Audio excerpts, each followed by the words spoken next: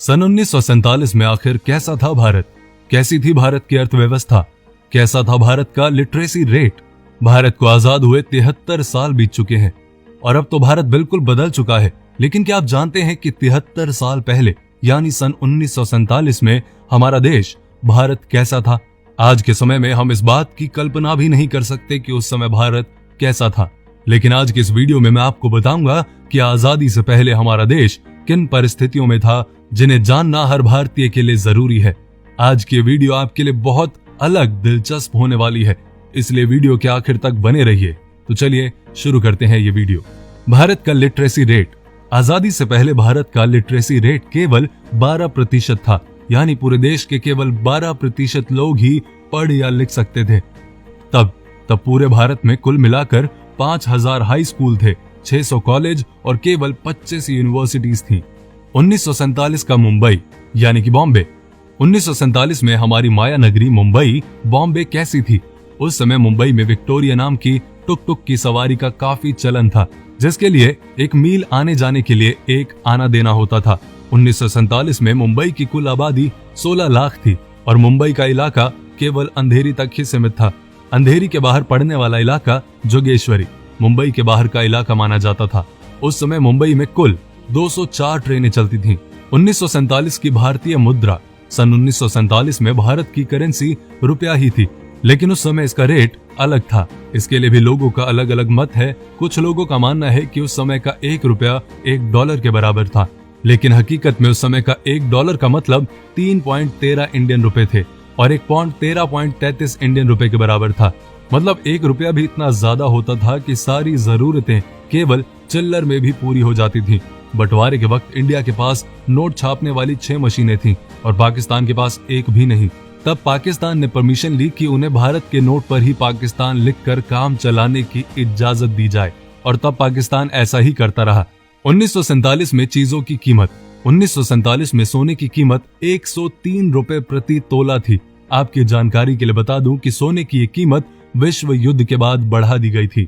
विश्व युद्ध से पहले सोने की कीमत केवल 39 रुपए थी। इसी कारण सोने की बढ़ी हुई कीमत लोगों को काफी महंगी लग रही थी। आपको जानकर ताज्जुब होगा कि उस समय लोगों की साल की कमाई 265 रुपए थी। लोग बढ़िया क्वालिटी के 1 किलो चावल 26 पैसे में खरीद लेते थे, गेहूं 24 पैसे, चीनी का रेट 57 पैसे प्रति किलोग्राम था, पानी पूरी और आलू चाट केवल 1 आने में मिल जाते थे, केरोसिन तेल 23 पैसे प्रति लीटर था और 3 रुपए में 55 किलो सीमेंट मिल जाता था। 1947 की भारतीय रेलवे। भारत में पहली बार जो ट्रेन चली वो 20 डब्बों वाली ट्रेन थी, जिसके अंदर 3 इंजन लगाए गए थे। ये ट्रेन 16 अप्रैल 1853 के दिन मुंबई के बोरी बंदर से ठाणे के बीच का सफर तय करती थी। ये ट्रेन 33 किलोमीटर का सफर 75 मिनट में तय करती थी। फिर कुछ समय के बाद रेलवे व्यवस्था में धीरे धीरे काफी सुधार किए गए और पूरे भारतवर्ष के लिए रेलवे लाइन बिछाई गई। उस समय जब अंग्रेज भारत से चले गए तब पूरे भारत की रेलवे लाइन 65,185 किलोमीटर लंबी थी, जिसमें पाकिस्तान और बांग्लादेश भी शामिल थे। और तब पूरे देश भर में ट्रेन में सफर करने के लिए पाई से कुछ आना तक का किराया चुकाना पड़ता था। उस समय देश की रेलवे व्यवस्था देसी रजवाड़ों और प्राइवेट कंपनीज के हाथों में थी, लेकिन आजादी के तुरंत बाद इसे भारत सरकार ने अपने हाथों में ले लिया था। 1947 की भारतीय मोटर गाड़ी। सन 1947 की गाड़ियों की बात करें तो उस समय तक भारत में हिंदुस्तान मोटर्स और महिंद्रा एंड महिंद्रा कंपनी की गाड़ियों ने दौड़ना शुरू कर दिया था। आपको जानकर हैरानी होगी कि उस समय पेट्रोल की कीमत मात्र 41 पैसे प्रति लीटर थी। उस समय की बस ओपन डबल डेकर और सिंगल डेकर हुआ करती थी, जिसके लिए मात्र 4 आना किराया देना होता था। आपको बता दूं कि सन 1928 में अमेरिकन कंपनी जनरल मोटर्स ने भारत का रुख किया। इस विदेशी कंपनी के आते ही इसके सिविक ट्रक भारत में खूब चले, लेकिन तब जनरल मोटर्स का सीधा मुकाबला हमारी देसी कंपनी हिंदुस्तान मोटर से होने लगा। इसी कारण आजादी के तुरंत बाद यानी सन 1948 में भारत ने जनरल मोटर्स की छुट्टी कर दी। उस समय तो ये विदेशी कंपनी भारत से चली गई, लेकिन 50 साल के बाद एक बार फिर इसे खुद भारत ने आने का निमंत्रण दिया। दरअसल हिंदुस्तान मोटर्स एक ओपन कार बनाना चाहती थी, जिसके लिए हिंदुस्तान मोटर्स ने जनरल मोटर्स के साथ हाथ मिलाया और दोनों ने मिलकर वडोदरा के पास एक फैक्ट्री खोल ली।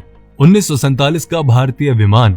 आपको जानकर हैरानी होगी कि 1947 में भारत की विमान व्यवस्था काफी कुशल और प्रगतिशील थी। उस समय भारत में कुल 15 एयरपोर्ट थे, जिसमें सबसे खास सेवाएं Bharat Airways, Himalaya Airways, Indian National Airways, Kalinga Airways, Deccan Airways, Air Service of India, Jupiter Airways, Mishri Airways, Ambika Airways जैसी काफी कुशल कंपनीज थी। दरअसल उस समय भारत में इतनी ज्यादा एयरलाइंस होने का कारण ये था कि सेकेंड वर्ल्ड वॉर के बाद अमेरिका ने अपने काफी अधिक संख्या में विमान बेच दिए थे। तब भारत के कुछ अमीर लोगों ने विमान खरीद कर यहाँ एयरलाइंस का बिजनेस स्टार्ट कर लिया। लेकिन तब इनका आपस में कंपटीशन इतना ज्यादा बढ़ गया था कि सभी एयरलाइंस घाटे में जाने लगी। तब भारत सरकार ने 8 एयरलाइंस का राष्ट्रीयकरण करके इनका एयर इंडिया नाम रख दिया। तो ये थी 1947 की कहानी जो मैंने थी आपको सुनानी। ये वीडियो आपको कैसी लगी कमेंट करके जरूर बताएं। लाइक करें, पेज को फॉलो करें, अपना और अपनों का ध्यान रखें। लेकिन हाँ, आपकी भी कोई ऐसी स्टोरी है 1947 की जो आपके दादा दादी नाना नानी किसी ने बताई हो तो कमेंट में हमें भी बताना भूलना मत।